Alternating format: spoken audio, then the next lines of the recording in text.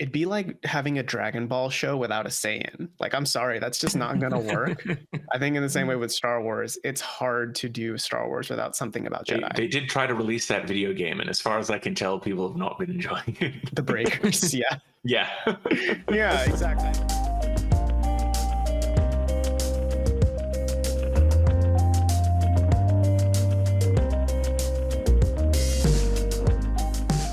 Good. Maybe as we like lean into spoilers, like this isn't something specifically for Survivor, but for the greater narrative of like the Star Wars universe. Like I've finally been sitting down and catching up with Mandalorian season 3 and stuff, and I've seen some interesting discourse online on like the state of the Jedi and Order 66, and how so many Star Wars narratives are like, well, here's another slight survivor from Order 66. Here's another survivor from Order 66, and another and another.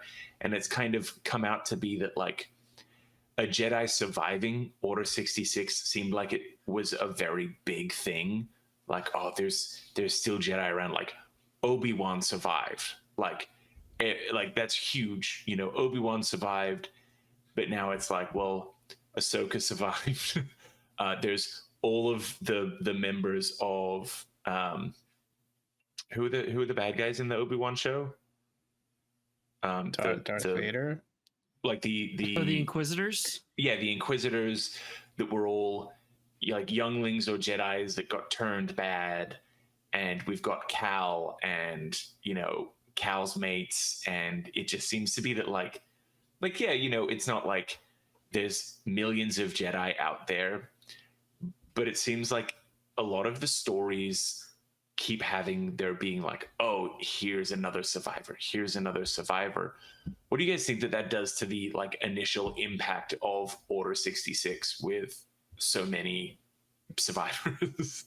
I mean, I think like there were so many Jedi, like a significant number, even in the High Republic. Like, I was reading one of the books where something happens in hyperspace that sends shards of a ship across an entire solar system and causes like catastrophe on these planets, like absolute, Armageddon type stuff. And they send like 70 Jedi in their ships to combat this whole thing. And so there's so many, it's not surprising that they slip through the gaps. It is an easy story element, if we're being honest. But I think that it also, as long as they don't overdo it and we're not like, here's another one, here's another one, here's another one, like 75 times, like it's still believable at the moment. I mean, yeah, the galaxy is a big place, it's pretty big, kind of hard to get around. So I get, it totally makes sense to me. And I think Star Wars also is kind of in that, it's in that corner of there are some stories out there that I know people like that don't star the Jedi. The problem is most of Star Wars stories star the Jedi. So it's like, if you're going to kill all the Jedi, you're killing Star Wars. Like, sorry to say, I know that there are a lot of people out there who say like, give us more stories without Jedi. Like, sucks to suck, you're only getting Jedi stories for the most part. I think that's just what Star Wars is. So it's a huge plot point. You go through the X-Wing series where you're following Rogue Squadron after the destruction of the second Death Star, and one of the main characters you follow, you get like 4 books in, and oh shit, he's Force sensitive. Mm-hmm. And then he becomes part of Luke's new academy and all that stuff. This is all no longer canon, but right. I thought that was one of the stronger stories now, right? Yeah, it's called Legends. Yeah. I mean, look at Kyle Katarn from, I think, like Dark Forces, right? Mm-hmm. He was just I don't remember, bounty hunter. It was like a Doom clone, right? The game was just a shooter. Yeah. And then halfway through, it's like, oh, he's Force sensitive, and you get the Jedi, you get the laser sword, right? It's like, okay, it doesn't matter anymore. Everyone's a Jedi. That's the only thing that's interesting in Star Wars. That's what Star Wars has been pushing for decades, right? So of course the Jedi are going to survive, right? They have to at the end of the day, because they become it's a never-ending cycle. You look at each era, the Jedi are involved in some way, shape, or form. Whether it's High Republic, fall of the Republic, the New Order, so on and so forth. It'd be like having a Dragon Ball show without a Saiyan. Like, I'm sorry, that's just not gonna work. I think in the same way with Star Wars, it's hard to do Star Wars without something about Jedi. They did try to release that video game, and as far as I can tell, people have not been enjoying it. The Breakers, yeah. Yeah. Yeah, exactly. I think that's just kind of where Star Wars is. Whether that's fortunate or unfortunate, I think is up to the person. Yeah. But I will say, with bringing it back to Jedi Survivor, survive is the big word of the game. If you played a drinking game where you take a shot every time someone says survive, survivors, surviving in a cutscene, you are dead by the end of the game. Like, I'm pretty sure at least once a cutscene survive comes up, you know? It's kind of crazy. Yeah. I mean, to get into spoilers, to give another heads up to people who continue listening, we found another survivor like halfway through the game. We found two survivors throughout the game. Yeah. So I mean, that's why I was bringing it up, and especially like, you know, as you know, I'm rewatching Mandalorian, and I knew that there was at least one. That's funny that there's two in almost in Survivor. Potentially three. It's like 2.5, kind of. Yeah. Is Torgal a Jedi wielder? I fucking wish, man. Bro, what if he was? What if we Jar Jarred him and he was a Sith? Yeah, man, sign me the fuck up. Yeah, Darth Rivet. Let's go. Okay, yeah. So let's get into the first one you find in the story. Well, no, that's not fair. The first one that's revealed to be a Jedi, Dagan Gera. Dagan Gera. Yeah. Dagan Gera, who seems to be the big bad of the game for part of it. He's a High Republic Jedi who's been put in a sleep chamber. He's been, because like Bacta will keep you. It's the way they use Bacta as like a story thing is always interesting. I did not, in no book have they ever used it to like basically cryogenically freeze someone. But wait, sorry, what is Bacta? Bacta is, it's not jizz. It's like this plant that's harvested on, I don't remember the name of the planet. It's in the first Knights of the Old Republic that is distilled into kind of a liquid that you can suspend people in, and it heals them. Okay. So like, you know, that's what Luke was in Empire. That was a Bacta tank.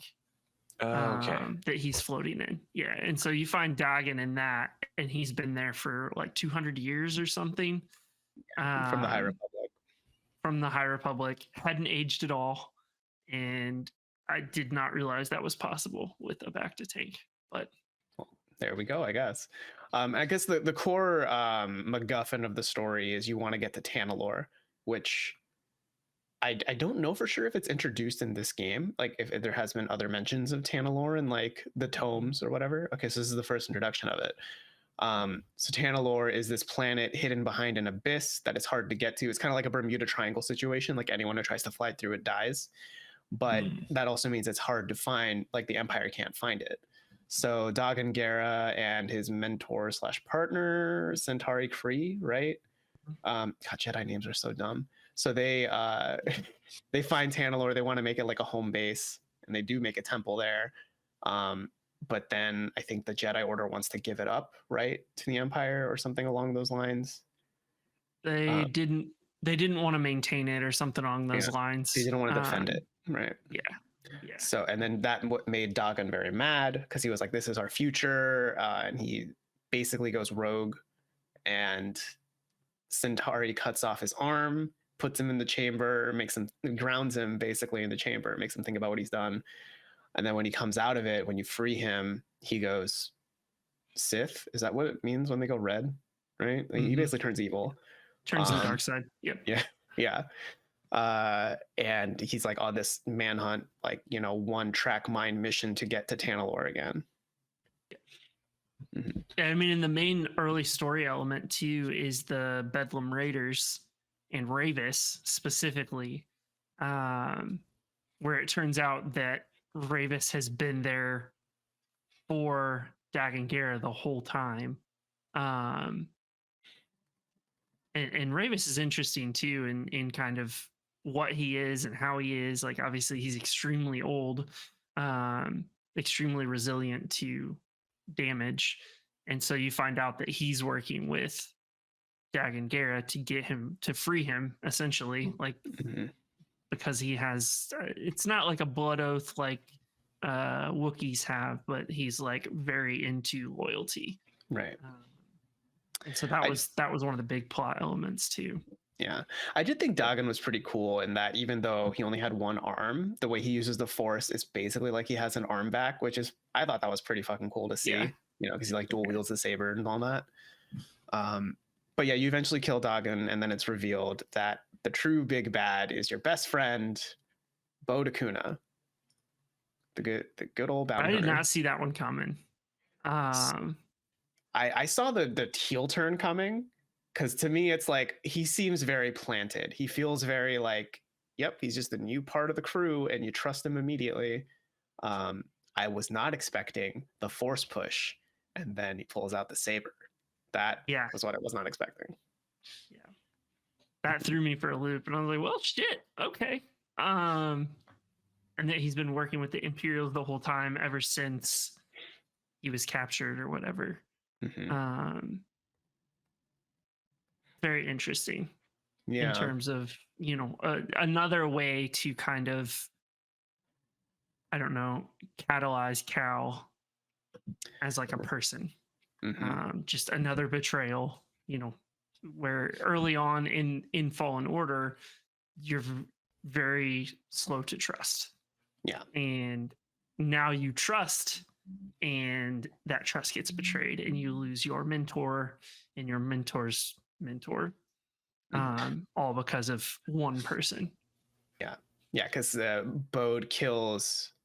Well, he kills Eno Cordova, right? Yeah, but he called Vader in, and ultimately that got her killed.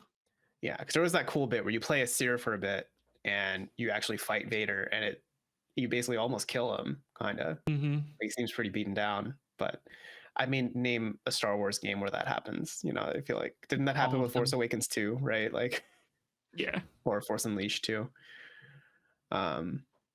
But I mean, I think it was executed pretty interestingly here. And with Bode, what I liked is that his motivations felt very Sony first party game. Because he wants to. Yeah, he's a mad dad who wants to protect his daughter, right? Which, like, you know, I think parenthood is an easy kind of story motivator, but it's interesting to use it from a villain's perspective, right? Because like, basically the crux is Cal wants to use Tanalorr as a base to fight like he wants to build forces on Tanalorr to fight the Empire, while Bode has been wanting to use Tanalorr as a safe, like humble sanctuary away, not like a military base kind of energy. So that's where the divide comes in, and that's why he betrays Cal, because he wants to keep Tanalorr safe for his daughter, which it's one of those decisions that makes sense at the first second, and then the more you think about it, the more it's like, how are you gonna get food, man? So and when you get there too, she's also like miserable. She's like, it's so empty. And it was, I will say I take a lot of issue with the ending. In that, you know, Cal is Cal. He doesn't want to kill Bode, but Bode forces him.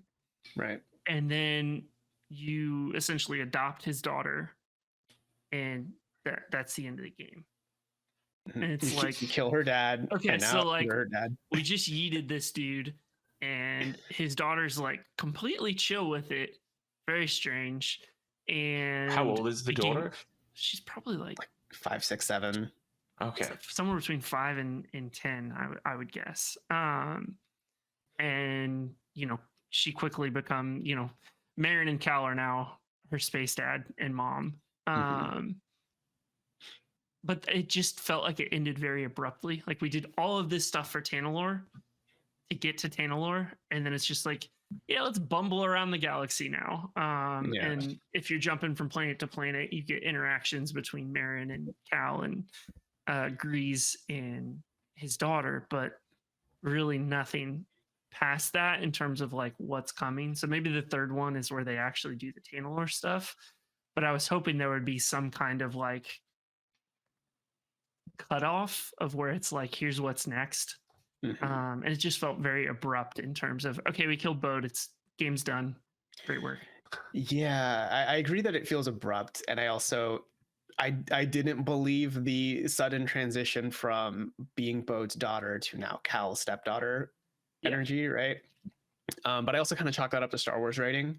I've always felt Star Wars writing, especially for characters, can be a little hollow and just like that's what it is on the face. You like it or you don't, right? So I did feel that was a misstep. And as far as where the game has been up to this point, where all the characters do feel pretty like they're given moments and time to flesh things out.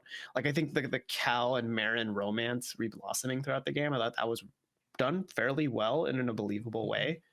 But this was definitely like a sudden, yep, you're my dad now, I guess. And I mean, she's not like the happiest about it at first, but it's not like there's a moment, there really isn't a moment to give them time to process and talk about it for the viewer, Yeah, I was hoping there would have been more there to kind of build that relationship to where it became, I don't want to say natural, but like just believable. It did feel very abrupt. Yeah. Like, all right, we left Tanalor. She's cool with everything. Cal and Marin had a chat with her about, how to get past this kind of emotional damage. Right. And that was it. Like, I don't know. And maybe it was because the kid, understood that like dad was a fucking dumbass and just kept going. But Cal's like, I don't want to kill you. And and he goes at him again. And Cal has to fucking double tap him, which was savage as fuck. Yeah. I was like, he's just like, pow, pow. I'm like, oh shit. Yeah. I mean, I think that speaks to what Cal is becoming, right? I mean, there's definitely, I think they've been hinting at it for most of the game that he's brushing up to the dark side, right? Like that's what Seer was going through in the first game. And there's a moment, I remember this pretty clearly from the game, where when you're chasing after Bode, right? Like after he first reveals that he's a traitor. Your time slow like completely changes. Yeah, well, that happens when you're in the base, but even like when you're entering, so you go to this frozen meteor thing, like an asteroid where there's an Imperial base. Yeah, Nova Garen. So you go there, and that was a point where I was like, okay, it's late in the night, I'm gonna stop here. So I went to the meditation point and rested, and then I looked at my skills tree just to see what I could spend on. And your skill tree, or like the clouds behind it, are red now instead of blue. And I was like, okay, I'm gonna keep playing a little bit. I was like, all right, there's gonna be some dark side shit going on here. I wanted to see what that would be about. And then I ran into a bug where BD wouldn't work. So I was like, okay, fine, whatever, I'm done. Because there's still a few bugs throughout the game. I think I crashed like 3 or 4 times. But yeah, you do get a little bit of dark side in this. Now it's just that when you go into your double trigger mode, your super mode, whatever you want to call it, you just get stronger because you're tapping into the dark side. I expect if there is a third game in this, which feels like it's probably coming, it does feel very sequel baity. Dark side is going to be a skill tree or something about it, which is pretty classic for a lot of Star Wars games too. Usually you can kind of choose light side, dark side. Watch it be the daughter is all grown up. Cal went missing decades ago, and there's now an evil new masked Sith. And oh, surprise, it's Cal. Yes, it's Darth Bingus. He's even got like the mullet built into his like helmet and cowl. I love it. That would be so good. Or the Shreds poncho. Yeah. I mean, throughout the game, I was honestly expecting them to set up a thing where they fuck off to Tanalor, and then in some future Star Wars something, like post episode 9, it's like Elder Cal with an army of Jedi, and they would somehow play into some new story. But I mean, I guess that's still possible, right? Like the game ends in a way where like Tanalor is their new base. Which is kind of what I thought was going to happen, was like that was where it would end, to where, they're there and they're starting to set things up. It's not like finished, but it's early stages of, all right, we're here. We've got some of our friends and people here. And then it just kind of pans off to credits. And that was kind of what I was expecting the payoff to be, in terms of there's obviously going to be a sequel. Like, there's no way you don't kind of follow this whole thing up. But to not really get the inclination of like what the next steps were, I think was what threw me the most. Mhm. Yeah. And I mean, in terms of like we know that the Star Wars media, empire, there's a lot of fire being put under Kathleen Kennedy to like get some more consistent, some more good stuff out. And like we've got a movie coming for like the first Jedi. We've also got the one about like the new Jedi Order that Daisy Ridley will be training. So it would be very easy to throw an elder Cal cameo in there. I think it's kind of weird that where Cal is in the timeline is kind of not really where anything in the past is set, and not really where anything in the present is set. Yeah. So it's just a weird place for those stories to be. When you're kind of like mid peak of the Empire for the most part, like you'd be 15-ish like years. They've kind of grown out into what the Empire came to be. They're everywhere. Because this happened, like Cal's timeline is like around A New Hope, or like prior to A New Hope, right? I think it would be before. Yeah, it would be pre-4, if I remember. Yeah. And it's So probably there's around just the same time as Rebels. Okay. for Yeah, the because there's most just part, like that weird like age-wise. 16-year window where that can occur. But yeah, I mean, I guess Rebels happens there, but nothing else is happening there. We've got everything happening with Mandalorian, Boba Fett and stuff 30, 40 years in the future. But not much else. Yeah. Boba Fett does show up in this game too, actually. Oh, He makes a little cameo. Mhm. That's So, kind of what yeah. Star Wars is, though, right? It's just a bunch of cameos. this is pre Sarlacc. Well, you had Zeb in Mandalorian from Rebels too. Hmm. Just I love see that- I cameo love that- after cameo. I love that you'll talk about like, oh, I was on this frozen meteorite, and Rut knows the name, or that Dagon was suspended in goo for 200 years, but based on his knowledge from this book and this book, he's never heard of it be used this or that way. But I got to stump him last week with the musical stylings of Jizz. I was just like, it's the encyclopedic knowledge, but not knowing like the baseline, like, haha, this is a funny fun fact. Like you're so deep into the facts. Yeah. you're so deep into the iceberg, you don't even know that there's a mariachi band on top of the iceberg. He's beyond Jizz.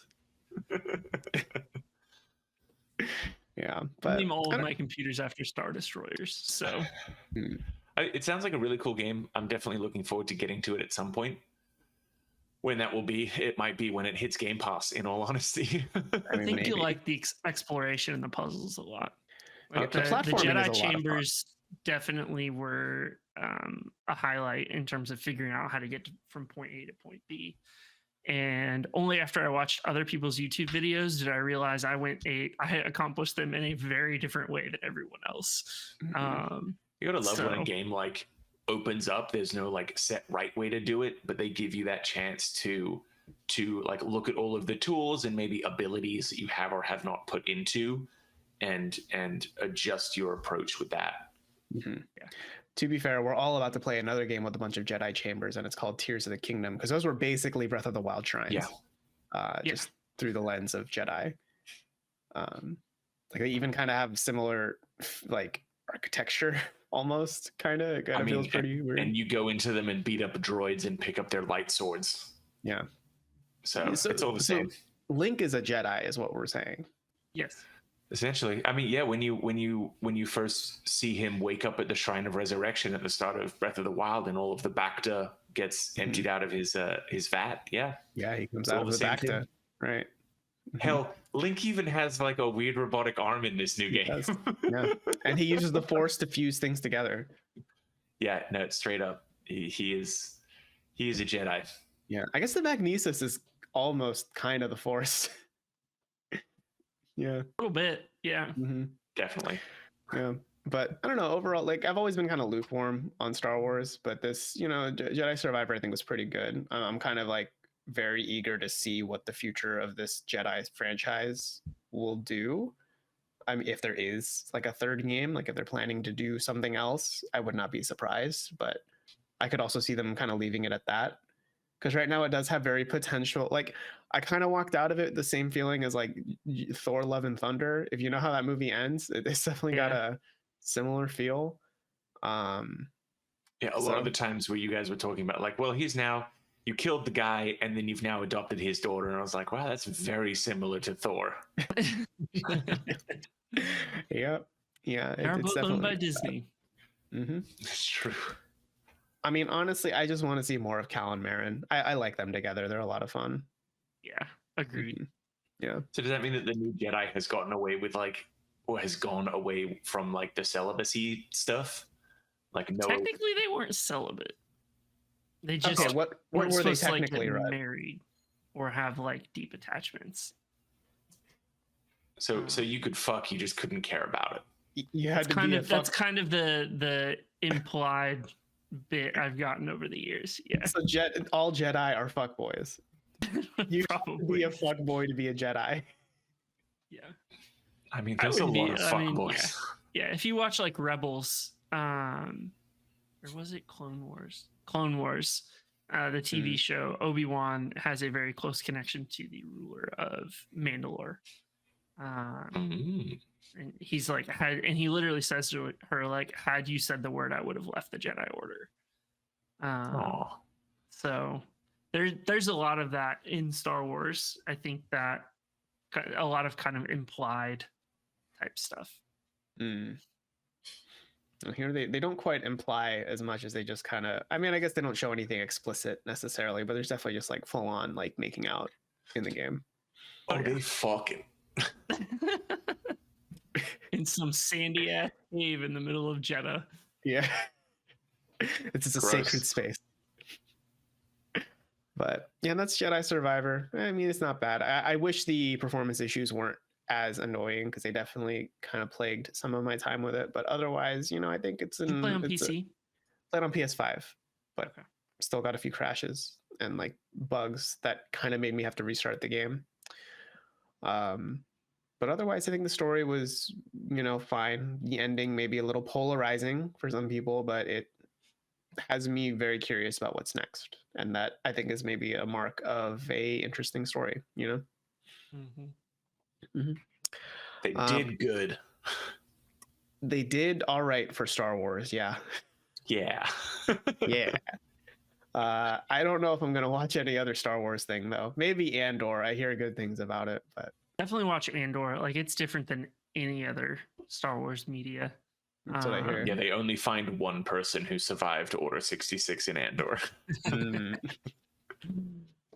his name it's Luke very Skywalker? Like spy thriller more so than anything else. Gotcha.